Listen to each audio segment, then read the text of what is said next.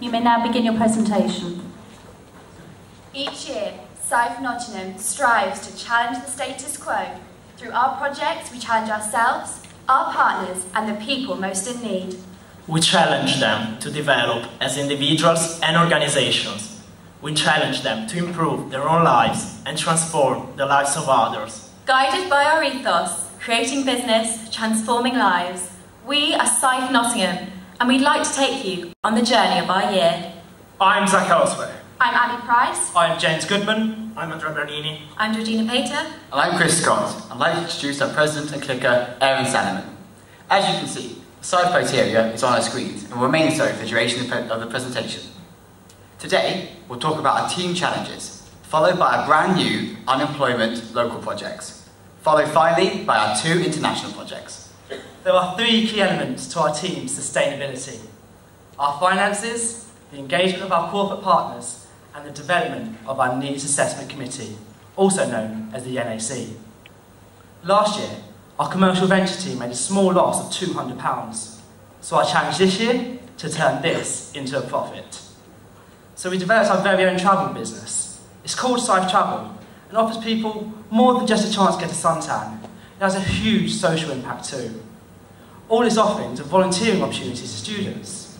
For example, the Ghana Volunteers Placements is sending 62 students to Ghana to help the lives of 200 people there. We are enabling students to transform lives around the world and have raised £4,000 profit in the process. We now have more sustainable streams of income. One of the developments we are most proud of this year is our Needs Assessment Committee. It comprises of corporate partners, charities, and university academics. These experts help us to continuously assess the community's needs, and they ensure that we consider relevant social factors when running our projects. Our Needs Assessment Committee wires us into the communities within which we work. Our students come and go, but our Needs Assessment Committee allows us to ensure our projects are sustainable, and it helps us focus on long-term solutions. Our 3rd key element is our corporate partners. They help us develop as members and provide constructive feedback. Thank you for your time, effort and commitment. We will now present our approach to our new local unemployment projects.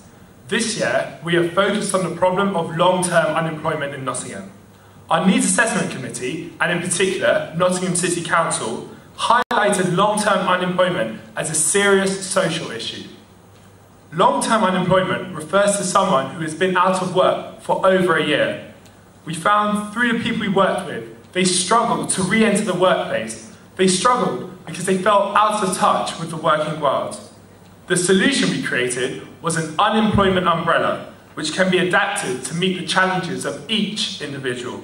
And we apply this to all of our unemployment projects. Their challenges become our challenges. The umbrella consists of 4 sections. We begin with Section 1, identifying the individual's challenge.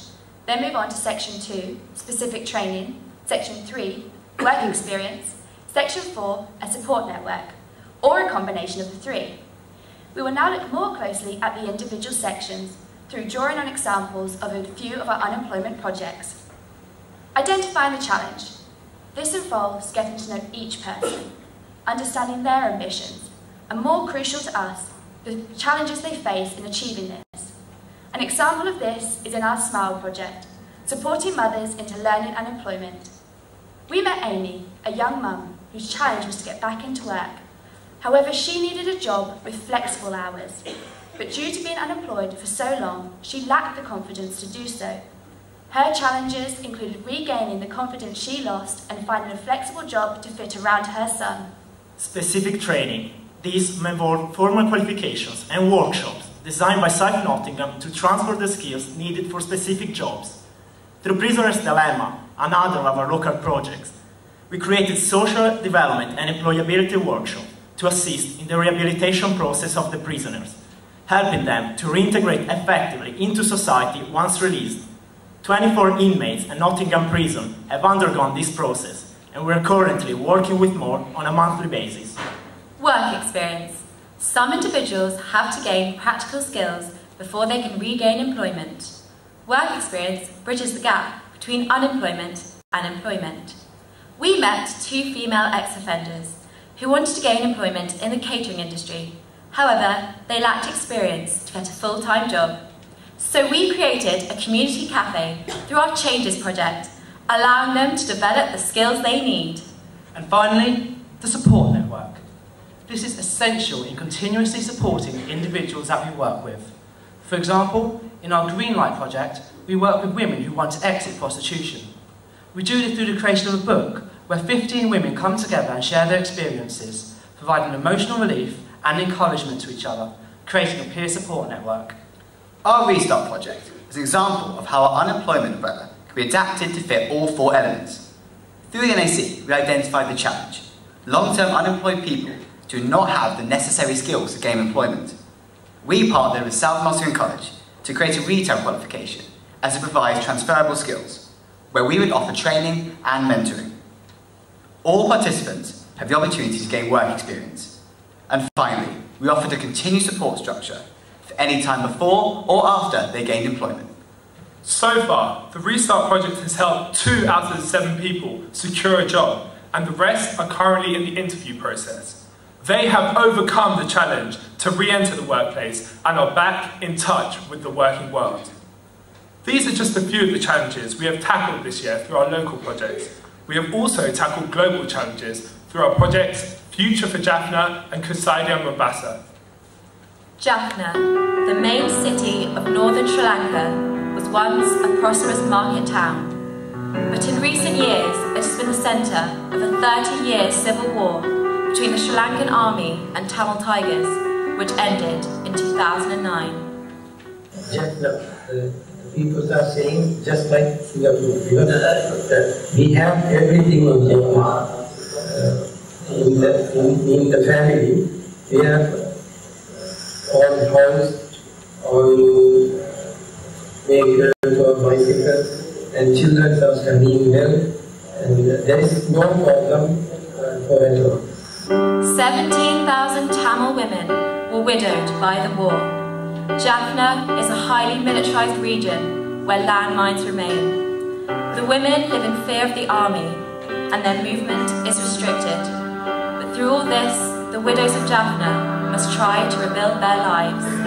Before being able to empower these people, we had to overcome huge challenges. One of the areas we wanted to work in was undergoing a large demining operation. We even had difficulty just getting into Jaffna, requiring a Ministry of Defence security clearance. This project will present our team with new challenges. Future Jaffna is a registered charity established by South Nottingham, which aims to return the widows of Jaffna as far as is possible to their pre-war quality of life and standard of living. We conducted a thorough needs assessment by first meeting with over 20 organisations in Jaffna, including 3 branches of the UN, HSBC and representatives of the Sri Lankan government. These organisations highlighted that the widows of the recent war were those most in need. The widows were dependent on unsustainable charity handouts, but needed a sustainable source of income. Working in Jaffna, we are addressing 2 of the UN Millennium Development Goals, the eradication of extreme poverty and the promotion of gender equality and empowerment of women. For the last 3 years, the widows of Jaffna have become dependent on government grants. This money is running out quickly. The women must start to earn a sustainable income, or the family situation could become even more dire. Future for Jaffna, unlike other charities, does not believe in handouts. Our aim is for the widows to have sustainable incomes and profitable businesses. Despite their extreme poverty, the widows' biggest needs are social. They must learn to become independent and in control of their own lives. To meet our aims, we had to tackle 2 challenges working with the widows of Jaffna. Firstly, their emotional vulnerability and their dependency on handouts. To work with the women, we needed a project partner that conducted emotional rehabilitation. One of the organisations we met, the Chinmaya Organisation for Rural Development, called Sri Lanka, offers spiritual and emotional support to 300 women across the region, ensuring they are emotionally ready to become the sole provider for their family. However, when we first met CORD, they were not in a position to run livelihood projects. In order to increase the CORD capacity to do this, we provided them with consultancy services. We taught them to to computerise and maintain their accounts and databases. We also enable them to restructure their field officer schedules, organising them by region. Finally, we recommended that Cord should employ more specialist staff, allowing Cord's field officers to spend more time with the women that they help. As a result of our recommendations, Cord employed 4 more staff, including 2 more field officers, allowing expansion into a new region. The field officers can now spend longer with the women and help a further 70. Our consultancy work meant that we could begin the next step of our project, implementing livelihood projects to find income for the women and to reduce their dependency on handouts. Initially, only 24 of Cord's women were emotionally ready to work with us. Some of these women already had low-income individual businesses, such as selling spice. However, they felt isolated in their work and only made 27p a day. They didn't make a sufficient income to replace their grant and provide for their families. To solve this problem, we developed a new business model, the Value Chain Association. We designed the VCA model to consider the precise needs of the women, their economic needs, and more crucially, their social needs. A VCA is a small chain of production and sale, where each individual specialises in a specific role, adding value to the final product. Initially, 6 tailoring VCAs were set up for the 24 women, which were separated by region. We identified tailoring as a high-margin business that would also be profitable.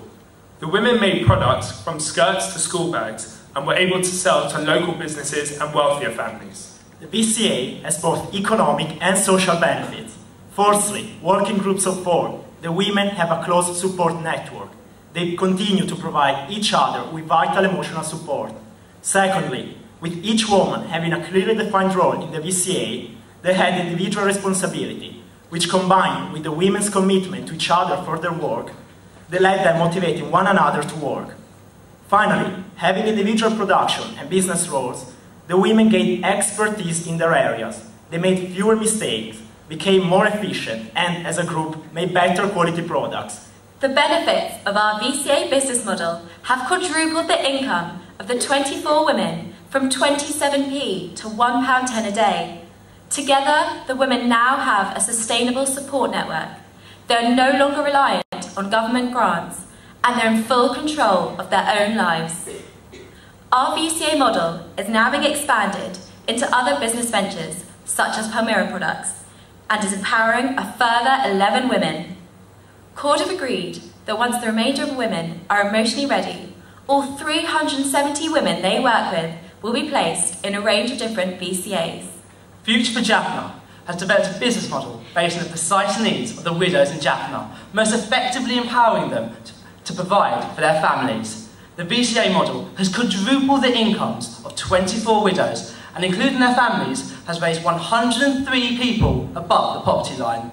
We have now addressed 2 of the UN's Millennium Development Goals: the eradication of extreme poverty and promotion of gender equality and empowerment of women.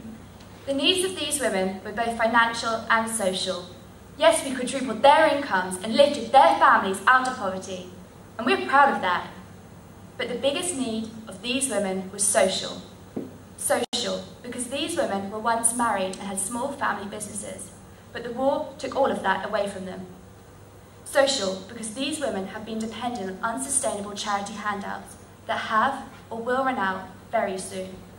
Social, because they have lacked the confidence and motivation to rebuild their lives alone after everything they've gone through. Social, because these women were frightened about their futures. We can't begin to comprehend everything these women have gone through, but they can relate to each other. That's why, in a value chain association, the women are working together to overcome their challenges. They are running profitable enterprises, providing for their families, and are now in control of their own lives. We will now move on to our next international project, Kusadia Mombasa.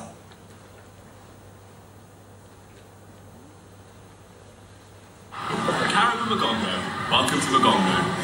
Magongo is an urban slum on the outskirts of Mombasa, home to over 250,000 people, of which at least 90% are unemployed. It's not easy living in Magongo. The average wage is just £1.20 per day. But in order to really understand what Magongo is like,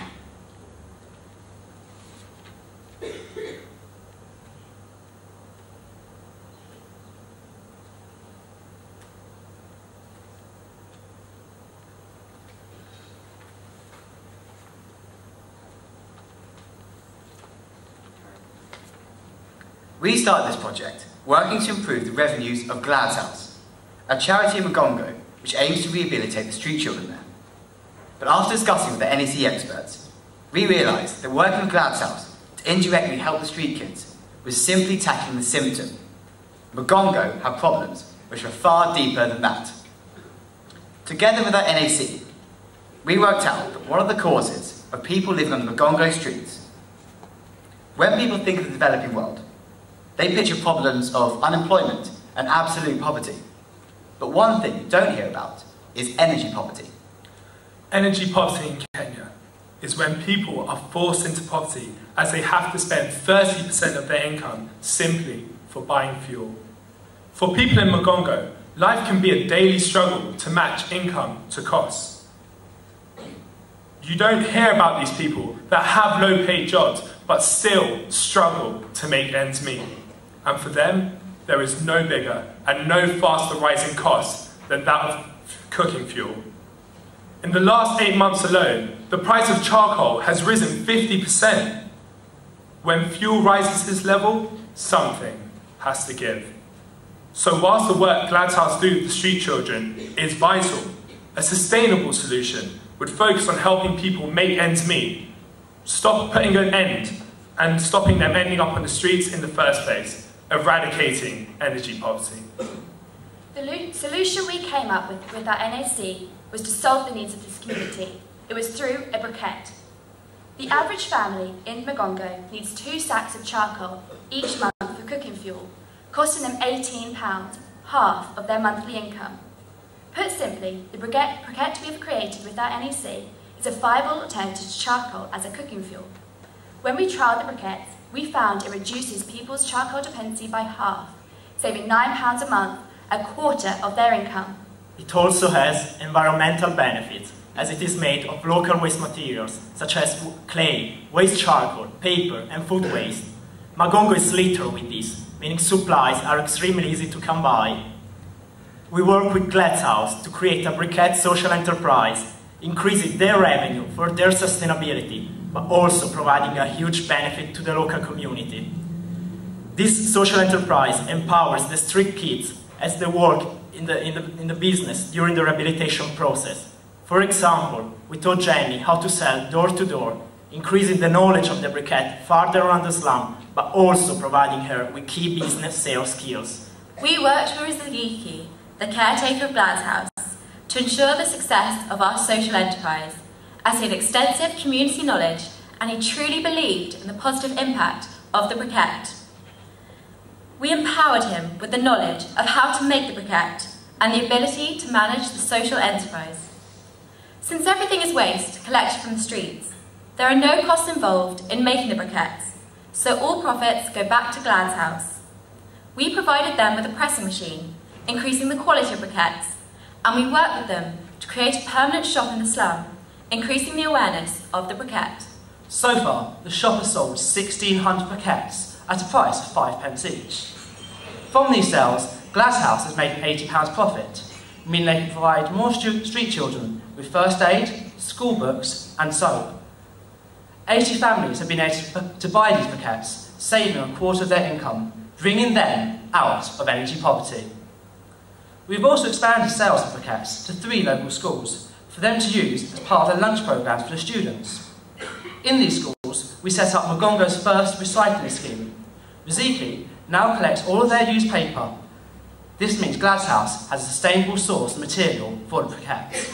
Magongo has a population of 250,000, and after proving the briquettes work, we want to expand its use so more people could be lifted out of energy poverty.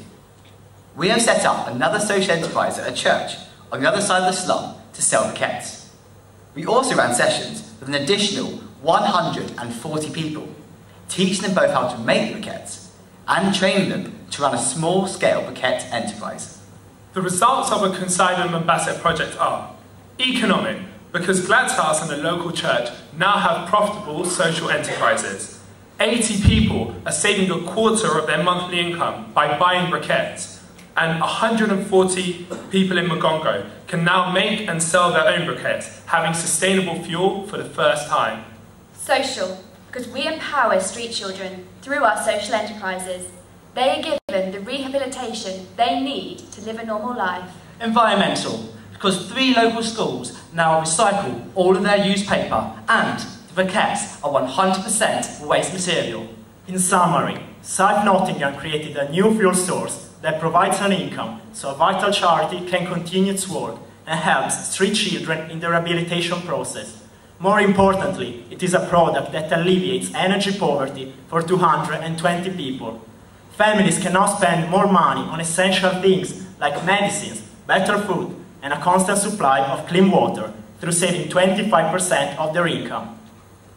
This year, South Nottingham have charcoal, which is eco-friendly, waste products really cheap to make, and it burns a lot longer. We're just really thankful for them being out here. They've been absolutely brilliant. There is something we are achieving, and whatever we are running now, it's more than the way it was before. Because find that you can make money out of waste. You like the product? You need some more. Yes, they need it. Yeah? This year, South Nottingham have created an unemployment umbrella in Nottingham, targeting the long-term unemployed, adapting this framework to tackle their real individual challenges. Implemented a sustainable business model in Jaffna, quadrupling the incomes of 24 widows and bringing 103 people significantly above the poverty line. Created a sustainable briquette enterprise and brought 220 people out of energy poverty through an environmentally friendly fuel source. This year, we have overcome challenges and constantly challenged ourselves, our project partners, and the people we work with. As our projects continue to develop, so too will our challenges. Without challenging the status quo, none of this would be possible. Staying true to our ethos, South Nottingham, creating business, transforming lives.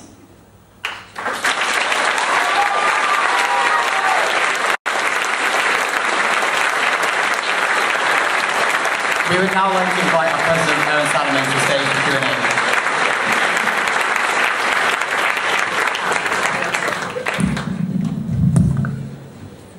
We will now begin the question and answer session. Hi, Chris Runs from Procter & Gamble. In the Jaffna project, you partnered with Cord. I just wondered if you could tell me how you went about choosing them and specifically what they did differently after you got involved with them this year. Okay, well, in our first trip to Jaffna, we met with a range of organisations, and when we knew we wanted to work with the women, we knew that we couldn't do that by ourselves simply because they're not emotionally ready to do that, and it's something, a side of the project, that we simply wouldn't be able to do ourselves. So there are 2 stages to our project. The first stage was our consultancy stage, and the main benefit of that is Cord now have the capacity. Originally, with the number of staff they had and the number of women they were working with, they couldn't spend enough time with each woman. For example, each woman had a business on their own, so for 20 women, they'd have to be visiting 20 businesses, whereas in a VCA, they're only visiting 5, so they can spend a lot more time one-on-one with the women. And our role in the project has really been choosing and adapting the right livelihood project for Cord and for their widows, and making sure it's implemented correctly. If there's anything we can adapt and change. So we really deal with the livelihood project side, and Cord are in charge of the emotional and spiritual help for the women. Hi, I'm Stuart Mitchell from Wilkinson's. Could I ask a question on the finances? You're generating a very impressive 4,000 from Scythe Travel. Could you just explain the model that makes that work? Yeah, I can explain the model. The model is we work with some organisations in order to recruit students onto volunteer or internship placements. So it works on a commission basis. So we will get these students onto that. We'll only do these financial things if they can have a positive social impact. For example, our Ghana volunteers, it will be for 62 students to empower the lives of 200 Ghanaians. And for example, our CSCC Asia, one of the internship programs, will be to help students, to help them get more employability. So we only do it if it has a positive social impact. Okay, thank you. Kevin Williams of Gazprom Marketing and Trading. I was interested to know how you came across the idea of the briquette. We previously worked with Glasshouse helping them to increase the revenue of their businesses. Through this experience, we found out that this was only tackled the symptoms of the people living on the streets and the street children. The real root of the cause of the problem of people living on the streets was energy poverty. That was a scalable problem present in all the region of Kenya. We brought this knowledge back to Nottingham, back to our NEC, and we came in contact with Mike Clifford, an engineer at our university that had previous experience of the briquette. We brought this back to Kenya and we adapted the briquette that he gave to us to the local conditions of Kenya and to the local waste materials present in Mombasa. Ian Holding, Bayersdorf. How will the roles within the VCAs and the Jaffna project be organised on a long-term basis? So CORD have constant contact with the women within the VCA. So obviously they know the women well. For example, all the women we work with in the tailoring VCA have a background tailoring knowledge, but within that group there'll be one woman who excels in embroidery, so she'll take that role on. And then in terms of business skills, they'll be divided up between the women. So obviously if one woman is particularly shy, she wouldn't be taking on the sales roles. And so that's why it's so important to have such a trusted project partner like CORD. We've empowered them with the knowledge of how best to divide up the roles, of how best to run the VCA, and entrusted the knowledge in that so they can then pass that on to the women. And if they receive any problems with the VCA, come back to us and we can work through that together. And in terms of the long-term solution, we're also giving them new ideas of new VCA ideas. So they're able to not just do tailoring, but also the Palmyra products, and also a couple of other things like dried fruit and things like that. So they're expanding and they're finding new ways in which to empower these women, with our help, of course, they would be able to do it.